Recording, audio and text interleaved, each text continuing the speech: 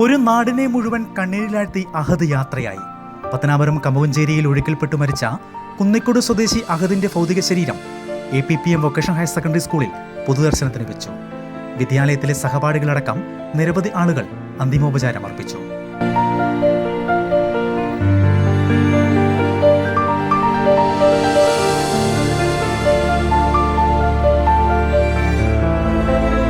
APPM സ്കൂളിലെ 9ാം class വിദ്യാർത്ഥിയായിരുന്നു അഹദ്. സ്കൂളിലെ republic ദിനാഘോഷത്തിന് ശേഷം കമുകഞ്ചേരിയിലെ സഹപാഠിയുടെ വീട്ടിൽ എത്തിയതായിരുന്നു അഹദ്.